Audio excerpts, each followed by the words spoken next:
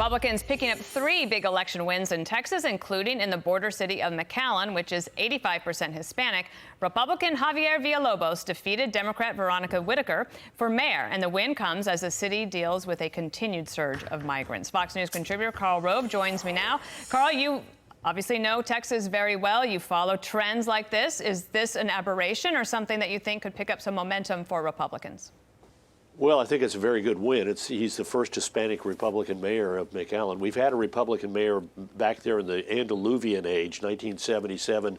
Othel Brand Sr. is elected mayor of McAllen, serves for 20 years, a Republican. But it was a much smaller town back then. When Othel Brand, the last Republican mayor, was elected, the town was 65,000 people. Today, it's about 150,000 people, and part of a very dynamic, sort of the leading town in a county with nearly 1 million residents. So this is a pretty big message, as was the victory in Fort Worth of Mandy Parker. We have a 37-year-old Republican mayor of the 12th largest city in America.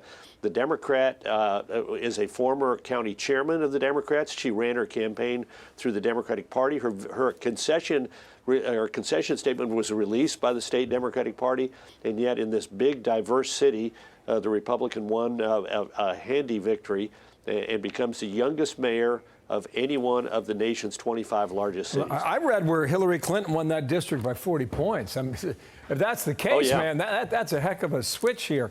Bill McGurn, Wall Street Journal. Latinos bid Democrats adios. If more Latinos are willing to pull a GOP lever these days, it probably owes as much to the Democratic Party's lurch leftward than any brilliant Republican outreach. What he cites in there, Karl, now granted, this is a Republican Senatorial Committee survey among Latinos, but whether or not you think it's prejudiced or not, just look at some of the overwhelming numbers they conclude here. 80% of those agree that public schools are failing. 67% agree that America is losing its traditional values of family, faith, and freedom. And 72% say we should do what is necessary to control our southern border. Now, analyze all that. Well, I think that's absolutely right. I mean, there are 9 state House districts south of San Antonio, so they're in South Texas, that all held by Democrats, and 2 of them were won by Donald Trump, and there were no Republican candidates in those 2 districts. So, and Trump ran pretty well in a number of those districts, as did statewide Republicans. So, yeah, absolutely, there's some running room there for Republicans because, at least in Texas, Hispanic voters tend to be culturally conservative, heavily Catholic, pro-military, pro-life, pro-national defense, pro-traditional values, and very entrepreneurial. They're very much inclined to create and run their own businesses. It's not only me saying this. Take a look. There's a new report out by 3 Democratic groups that suggests that in 2020, the Democrats failed to have an economic message that hit home with blacks, Hispanics, and Asian Americans, that too many Democrats could be easily tarred with the fact that, with the message that they were too far left, and that too much emphasis was put on we're against Donald Trump as opposed to here's what Democrats are for. And I think that's absolutely right. The fundamental flaw of the Biden campaign and hence of all the Democrats was to say, we're going to say we're not Donald Trump and Donald Trump has screwed up COVID and we're going to leave it at that. And that has big implications not only for the election, that's why they came up short in the House and ended up in a 50-50 Senate, but it also has implications for their ability to pass things because they created no mandate by saying, elect us and here's what we'll do. Yeah, and you took the words right out of my mouth. That autopsy that those Democrat groups did said our hopes for 2020 were just too high and that they didn't have a good message.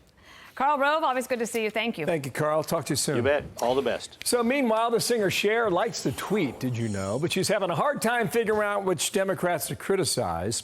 She mixed up Senator Kirsten Gillibrand with her colleague Kirsten Sinema, one's from New York, one's from Arizona, tweeting out, fake Democrats, Joe Manchin and Kirsten Gillibrand aren't Democrats, they're traitors.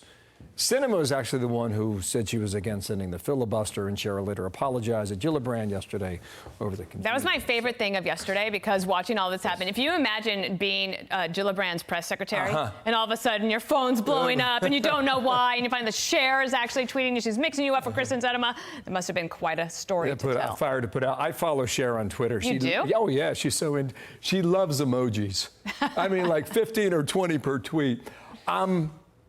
Would she have recognized them if their face were on a cookie? I don't know. Would she turn back time if she could? Well, that's a question for Cher. Follow it.